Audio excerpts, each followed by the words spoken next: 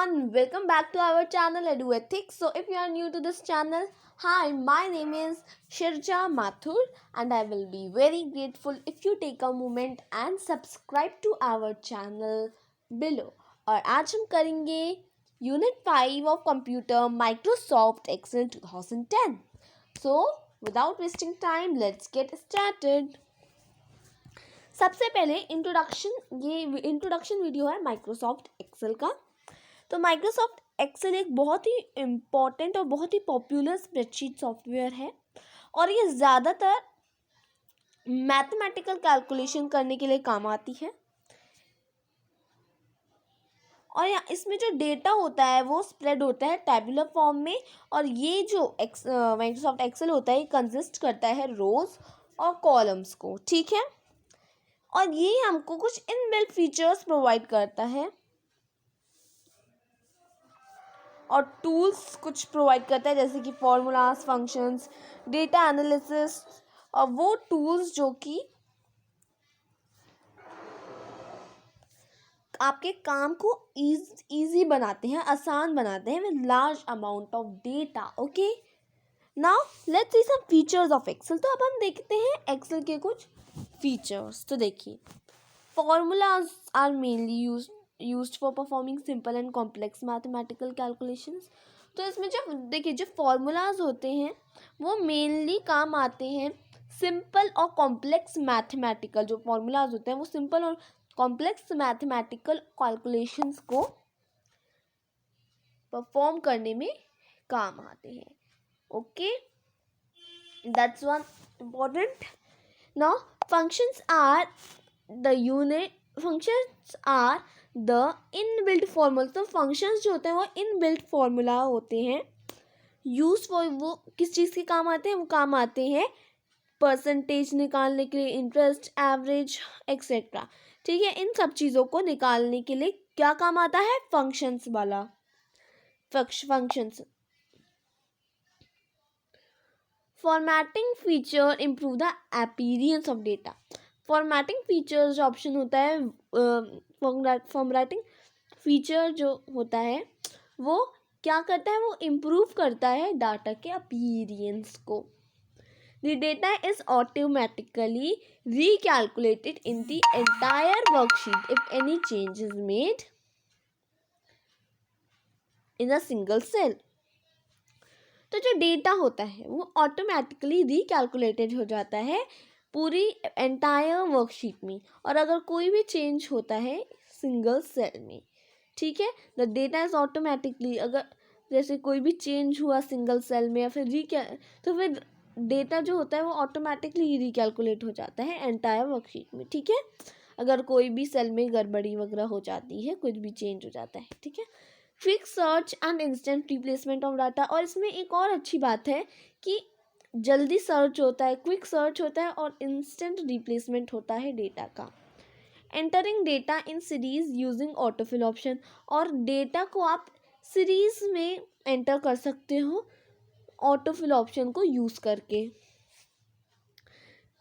Data can be viewed in graphical form such as charts which help to understand, analyse and compare data in an effective manner. तो data को आप view कर सकते हो graphical form में जैसे कि चार्ट्स, जो कि आपको हेल्प करते हैं to understand, analyse and compare data in an effective manner. Okay, so this advanced features have made तो ये कुछ एडवांस्ड फीचर्स जो हैं, ये इन एडवांस्ड फीचर्स ने माइक्रोसॉफ्ट को फर्स्ट चॉइस बना दिया यूज़ करने के लिए प्रोफेशनल्स के लिए. Okay, to quickly perform lengthy accounting and financial task and take immediate decisions. Okay, fine. Now अब आप माइक्रोसॉफ्ट एक्सेल को स्टार्ट कैसे करते हैं? सो हाउ टू स्टार्ट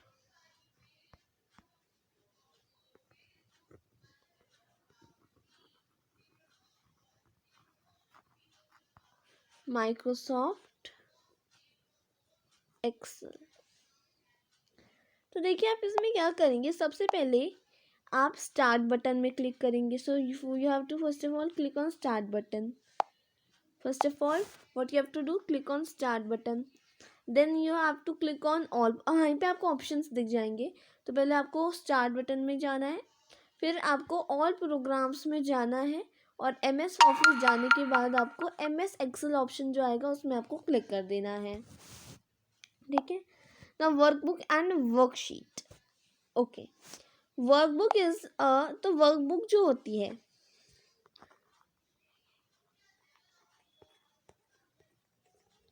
वो नोटबुक नोटबुक जैसी होती है वर्कबुक, जो कि नंबर ऑफ पेजेस कंसिस्ट करती है। एन एक्सेल वर्कबुक, जो एक्सेल वर्कबुक होती है, डिस्प्लेस 3 वर्कशीट्स। और जो एक्सेल वर्कबुक होती है वो 3 वर्कशीट्स जो है, an Excel workbook displays 3 worksheets by default with the names. तो उसके नाम होते हैं शीट 1, शीट 2 एंड शीट 3। अब बात करते हैं व्हाट इज वर्कशीट। देखिए, तो आपको वर्कबुक समझ में आ गया। तो वर्कबुक क्या होता है, वर्कबुक नोटबुक होती है जो कंसिस्ट करती है नंबर ऑफ पेजेस। और एक्सेल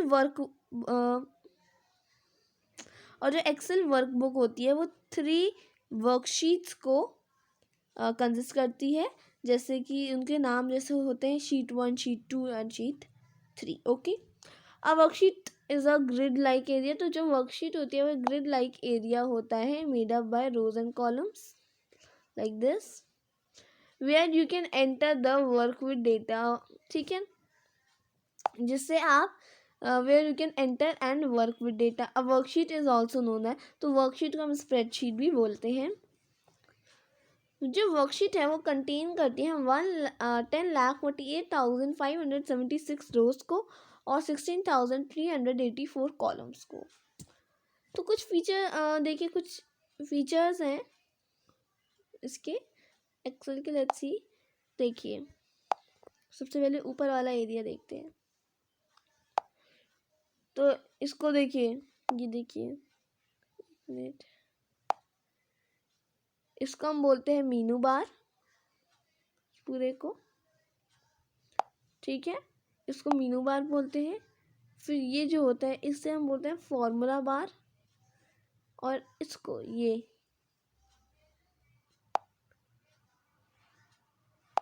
इसे रेड को हम टाइटल बार बोलते हैं।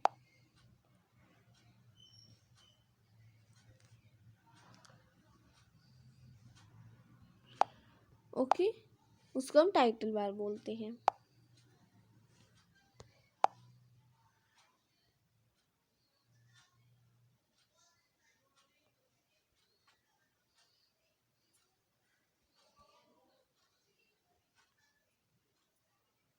चल,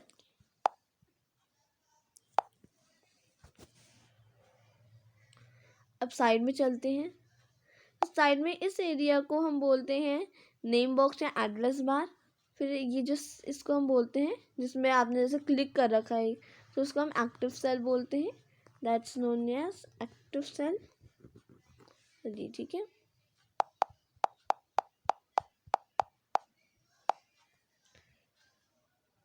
इसको हम बोलते हैं रो नंबर्स। इसको हम बोलते हैं टैब स्क्रॉलिंग बटन, जिससे आप स्क्रॉल कर सकते हैं 3 शीट्स को, राइट। जैसे आप शीट 2 में है, तो अगर आप इस वाले बटन में जाओगे तो आप मतलब इस वाले में जाओगे तो आप 1 में आ जाओगे। अगर आप 1 में हो तो आपको अगर 2 में आना है तो आप 2 में आ जाओगे। अगर इस दूसरे वाले इस साइड वाले बटन को दबाओगे, राइट। तो देन ये होता है शीट टैब, शीट 1, शीट 2, इसको हम शीट टैब बोलते हैं। ओके, इसको देख लेते हैं। इसको हम बोलते हैं सेल पॉइंटर, और इसको ये इन्हें हम बोलते हैं कॉलम हेडिंग। ठीक है, जैसे कि ABCD, column A, column B। Now let's see components of a worksheet। कुछ components देते हैं, वो देखते हैं वर्कशीट्स के। सेल, सबसे पहले आता है सेल। सेल जो होता है वो इंटरसेक्शन होता है रो और कॉलम का, यानी कि देखिए जैसे मैं रो बनाऊं, देखिए ये रोज हैं, ये कॉलम्स हैं, रोज हैं, अच्छे से बनाते हैं, देखिए ये रोज, कॉलम्स, ये जो इंटरसेक्शन है लाइक दिस, ये इसको हम क्या बोलते हैं, इसको हम सेल बोलते हैं, ठीक है, इंटर कनेक्ट हो रही है ना। ईच सेल जो होता है, एक एक सेल जो होता है वो डिनोटेड होता है सेल एड्रेस से। डेटा जो होता है वो एंटर किया जाता है इस सेल में, और जो सेल होता है कंटेन करता है 32,767 कैरेक्टर्स को कर सकता है। एक्टिव सेल क्या होता है, जैसे हम क्लिक करें एक सेल को, एक थिक ब्लॉक बॉर्डर आ जाता, a thick block border differentiates it from the rest of the cells। तो एक थिक ब्लॉक बॉर्डर जो होता है वो डिफरेंशिएट करता है from the rest of the cells. It indicates, तो ये इंडिकेट करता है that the current cell is active. Okay, block border यानी कि देखिए ये ब्लॉक बॉर्डर आ गया ना ऐसे, ठीक है, तो ये डिफरेंशिएट करता है कि ये सेल जो है वो एक्टिव है, ठीक है।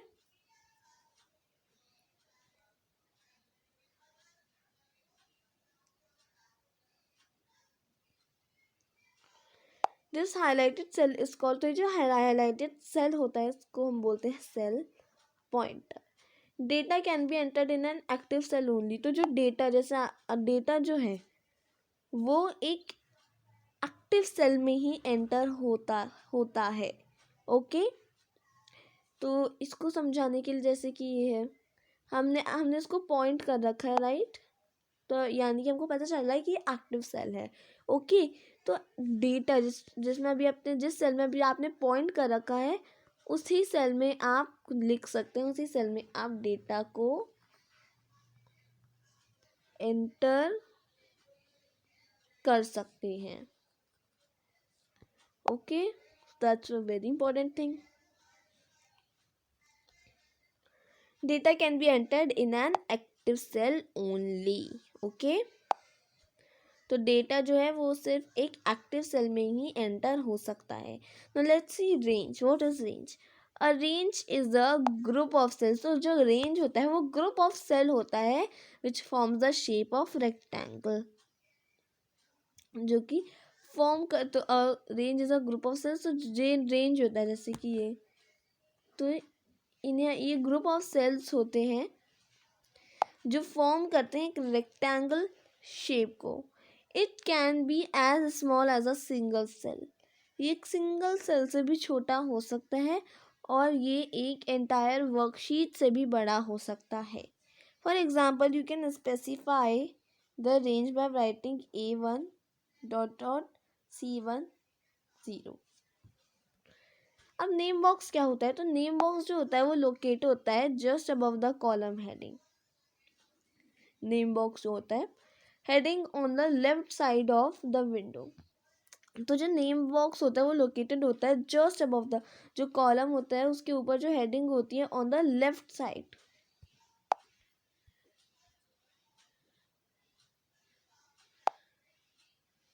जो कॉलम की हेडिंग होती है उसकी लेफ्ट साइड में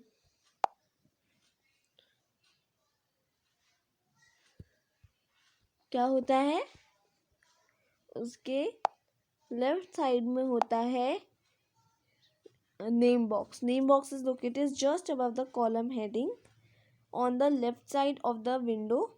this displays the location of an active cell, तो ये डिस्प्ले करती है लोकेशन एक एक्टिव सेल की। फॉर्मूला बार क्या होता है, तो फॉर्मूला बार जो होता है वो लोकेटेड होता है just to the right side of the name box, और ये जो बार होता है ये शो करता है डाटा और the formula that you entered in an active cell. Okay, अब बात करते हैं कॉलम हेडिंग की। So what is column heading? So alphabets across the top border, तो अल्फ़ाबेट्स जो कि हाँ across the top border of each worksheet are called, तो वो अल्फ़ाबेट्स जो कि टॉप बॉर्डर में है ईच वर्कशीट के, उन्हें हम बोलते हैं कॉलम हेडिंग। ये जो हेडिंग होती है ये हेडिंग्स आइडेंटिफाई, तो ये जो हेडिंग होती है आइडेंटिफाई करती है columns letters A to Z, AA through AZ and up to XFD for a total of 16,384 columns. अब देखते हैं रो हेडिंग्स को। तो row headings are the numbers, तो रो हेडिंग्स नंबर्स होते हैं जो कि मार्क्ड होते हैं has 1 to 10,48,576 along the left border of the worksheet। ठीक है।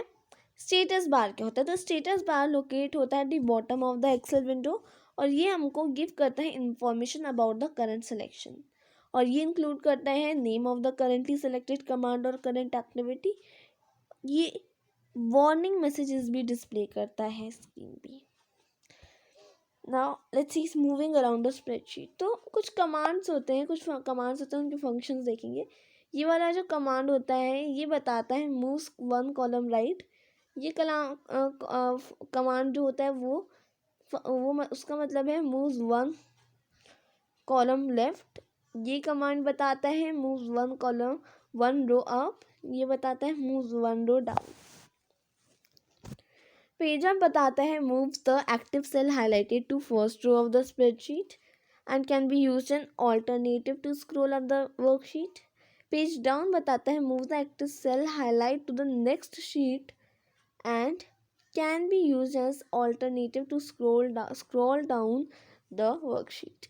Control plus home यानी कि moves the cell pointer to the first cell of the topmost row. Control plus end बताता है move the cell pointer to the last used cell on a spreadsheet. देखते हैं types of data. तो देखिए types of data में 3 types of data होते हैं can जो कि MS एक्सेल में एंटर किए जाते हैं MS एक्सेल वर्कशीट्स में, विच आर एज फॉलोज। तो सबसे पहले होते हैं नंबर्स। देखिए नंबर्स जो होते हैं वो वैल्यूज़ होती है जो कंसिस्ट करती हैं न्यूमरल्स को 0 से लेकर 9 तक, और कुछ करेक्टर्स को जैसे कि प्लस माइनस के जो करेक्टर्स हैं right like this etcetera are included in numeric data. They can be use to in calculations. तो ये काम आती है कैलकुलेशंस में। एक्सेल जो है वो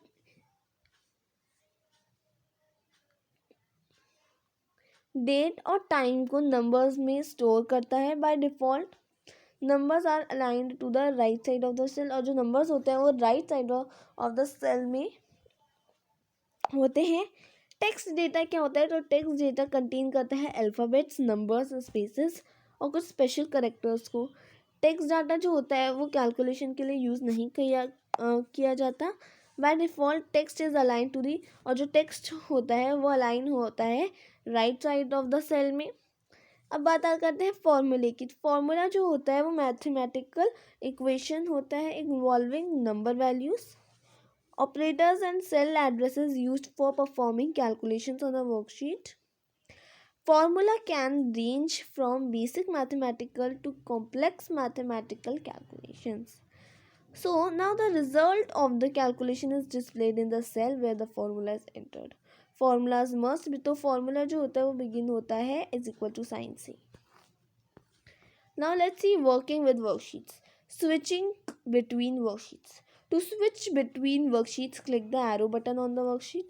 तो आप कैसे switching between worksheets कर सकते हैं? Let's see. To switch between worksheets, तो click the arrow button on the worksheet tab. सबसे पहले आपको arrow button क्लिक करना है वर्कशीट टैब में। फिर अगर आपको रीनेम करना है वर्कशीट को, तो रीनेम है वर्कशीट, आपको डबल क्लिक करना है वर्कशीट टैब में which you want to rename. Type a new name and press enter key, तो नया नेम लिख के आपको एंटर की दबा देना है। अब आपको न्यू वर्कशीट ऐड करनी है तो आप कैसे कर सकते हैं? Click on the insert work, तो आपको इंसर्ट वर्कशीट में जाना है, जो कि इंसर्ट वर्कशीट आइकन में जाना है जो कि प्रेजेंट होती है next of the sheet 3 tab. A new worksheet will appear at the end, तो एक नई जो वर्कशीट है वो अपीयर हो जाएंगी एंड में। फिर रिमूव करना है अगर आपको वर्कशीट को, तो आप कैसे करेंगे, अपने माउस पॉइंटर को on the worksheet tab that you want to delete, place the mouse pointer, आपको वर्कशीट टैब में point place the mouse pointer on the worksheet tab that you want to delete. Right click on the worksheet and select delete option. अब देखते हैं saving अ workbook, तो आपको workbook save करनी है। To save a workbook follow the given steps, click the file, तो आपको सबसे पहले क्या करना है, click the file tab and select save as option. Save as dialog box appear, select the drive और folder where you want to save the Excel file. Type the name of the file and click on save button. The file will be saved with XLSX. Okay. Auto some feature, अब auto सम feature क्या होता है, ये present होता है home tab में और ये और इससे काम में आता है to calculate the total of the selected range. अब देखते हैं कुछ पॉइंट्स। तो सबसे पहला जो पॉइंट है, स्प्रेडशीट वॉज विजी कैलकुलेशन, जो कि क्रिएट किया गया था by Daniel Bricklin and Bob Frankston in the early 1980। Okay. Page up shifts, देखिए अब ये जो पेज अप शिफ्ट्स है, page up shift the cell pointer 23, okay, page up shifts the cell pointer 23 cell upwards from the selected cell, page down shifts the cell pointer 23 cell downwards from the selected cell. Merge and centre यानी कि home tab, ये किस लिए काम आता है, is use to place the contents in the centre of the cell across a number of rows and columns. So shift plus F11 are use to insert a new worksheet. तो ये था हमारा आज का टॉपिक जो हमने कर लिया। अब इसके और भी वीडियोस हम बनाएंगे अगर बना सकते हैं तो। सो ये था हमारा यूनिट 5 माइक्रोसॉफ्ट एक्सेल 2010 और उसको हम प्रैक्टिकली भी करके देखेंगे। Thank you.